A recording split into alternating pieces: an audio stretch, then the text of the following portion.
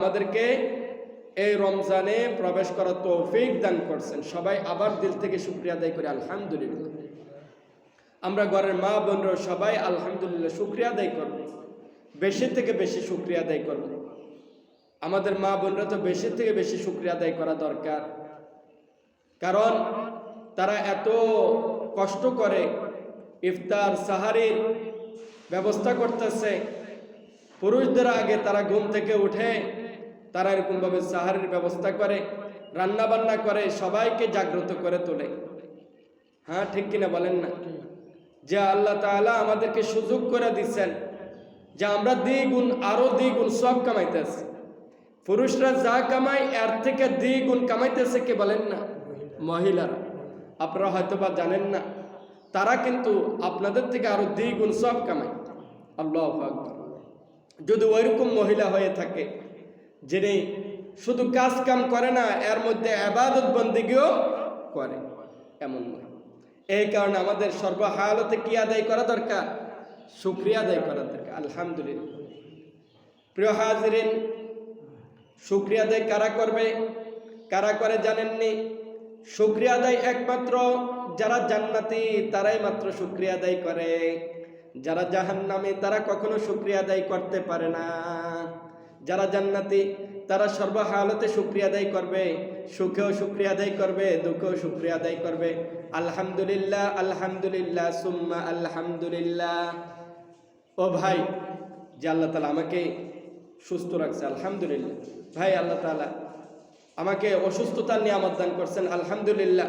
দোয়া করবেন যাতে আল্লাহ তাআলা আমাকে পরিপূর্ণ সুস্থতার নিয়ামত দান করে। এভাবে করে শুকরিয়া আদায় করে কারা বলেন না? জান্নাতি। প্রিয় হাজিরিন, আমরা তো রোজা রাখলাম, এই রোজাদাররাও তারাও শুকরিয়া আদায় করবে, কারণ তারা তো জান্নাতি হবে। আল্লাহ রাসূল সাল্লাল্লাহু আলাইহি ওয়াসাল্লাম হাদিসের মধ্যে জানাই দিলেন যে এরকম রোজাদাররা জান্নাতে যাবে এবং তাদের জান্নাতের মধ্যে তাদেরকে কিভাবে ঢুকানো হবে।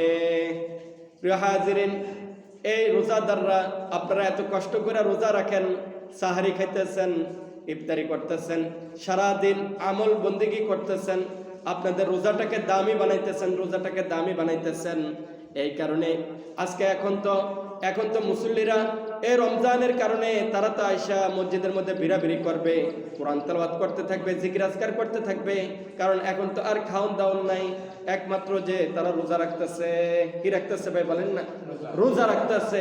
এই কারণে তো দরকার ছিল যে এখন অর্থাৎ যে 12:15 আজান দিবে, যে আমাদেরকে ভিড়াভিড়ি করতে হবে 11টা থেকে। ঠিক কিনা বলেন না? যেহেতু আমরা তো রোজাদার, আমরা তো রোজা রাখতেছি, আমরা তো আল্লাহ তাআলা সন্তুষ্টির জন্য রোজা রাখতেছি। প্রিয় হাজিরিন, আমি যে কথাটা বলতেছিলাম, একমাত্র শুকরিয়া আদায় করে কারা বলেন না? যারা জান্নাতি এবং যারা রোজাদার তারা এই শুকরিয়া আদায় করে। প্রিয় হাজিরিন, আল্লাহ রাসূল সাল্লাল্লাহু আলাইহি ওয়াসাল্লাম ফরমান, যারা রোজা রাখে, এত কষ্ট করে রোজা রাখে, তাদের জন্য কি ফয়সালা?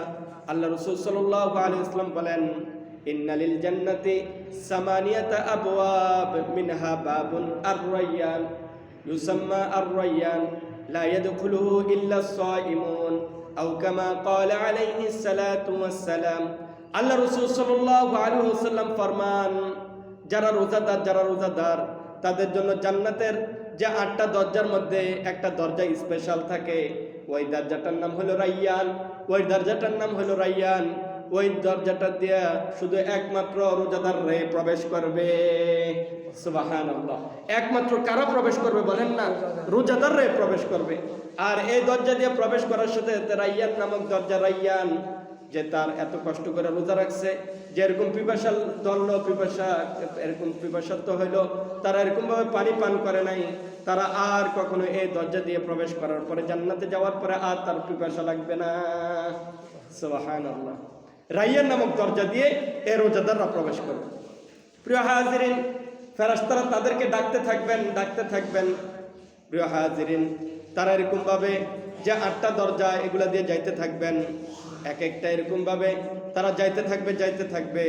এরকম ভাবে জান্নাতের 8টা দরজা দিয়ে, এই 8টা দরজা দিয়ে একমাত্র একজন লোককে ডাকতে থাকবে। উনি হলেন কে বলেন না? সাইয়েদনা হযরতে আবু বকর সিদ্দিক রাদিয়াল্লাহু তাআলা আনহু, আল্লাহ তাআলা তার সমস্ত কাজে সন্তুষ্ট হয়েছেন। এই কারণে জান্নাতের সার্টিফিকেট যে হযরত আবু বকর সিদ্দিক রাদিয়াল্লাহু তাআলা আনহু এই জান্নাতের 8টা দরজা দিয়ে কি করবে, যে কোনো দরজা দিয়ে উনি প্রবেশ করতে পারবে। সুবহানাল্লাহ।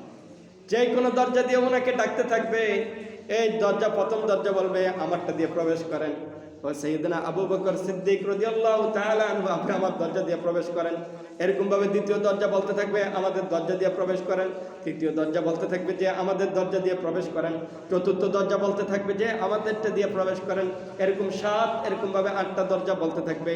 জান্নাতের এই 8টা দরজা বলতে থাকবে ও আবু বকর সিদ্দিক রাদিয়াল্লাহু তাআলা আনহু, আপনি আমারটা দিয়ে প্রবেশ করেন না, আপনি আমারটা দিয়ে প্রবেশ করেন না। আল্লাহু আকবার। একমাত্র কে বলেন না? হযরতে আবু বকর সিদ্দিক রাদিয়াল্লাহু তাআলা আনহু। আল্লাহু আকবার।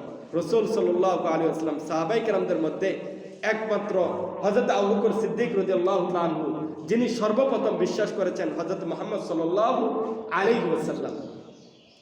প্রিয় হাজিরিন, এই কারণে এরকম ভাবে আমরাও যদি জান্নাতের 8টা দরজা দিয়ে আমরা যদি এরকম ঢুকতে চাই তাহলে একটা আমল আছে, ওই আমলটা করবেন।